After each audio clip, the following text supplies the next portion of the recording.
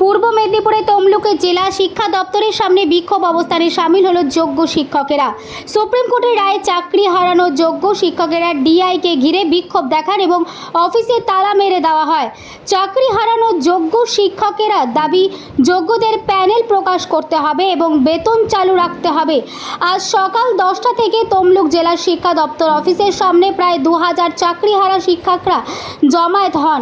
পরে তালা লাগিয়ে বিক্ষোভ অবস্থান শুরু হয়। পরে তমলুকের মানিকতলায় মেছেতা হলদিয়া রাজ্য সড়ক টায়ার জ্বালিয়ে বিক্ষোভ এবং অবরোধ শুরু করেন তারা। আমার নয়, আমার সমস্ত অফিস স্টাফ যারা আজকের অফিস আছে, আমার অফিস স্টাফ সবাই এসছে এবং অফিসের সবাই বাইরে হতে নিয়ে আছে। 9টা 9:30 থেকে চলছে, তালা মারা রয়েছে, তালা রয়েছে। অযোগ্য টিচারদের কিন্তু এখন সহমর্মিতার জন্য এসছেন, কিন্তু উনি সদুত্তর দেননি। উনি বললেন লিখিত ডেপুটেশন জমা দিতে, তারপরে হচ্ছে উনি উপরের দপ্তরে জানাবেন। এখন আমরা এখনো আশ্বস্ত নই।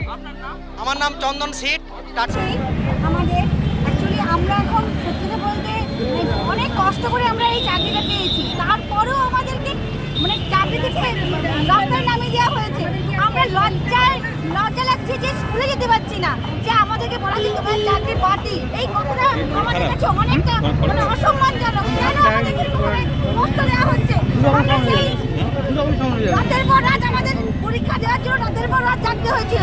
এখন চাকরিটাকে বাঁচানোর জন্য আমাদের রাতের পর রাত রাস্তায় নামতে হচ্ছে। কেন মুখ্যমন্ত্রী আমাদের কেন এরকম করছে আমাদের সঙ্গে? কেন যোগ্য অযোগ্যের লিস্ট আমাদের করছে না কেন?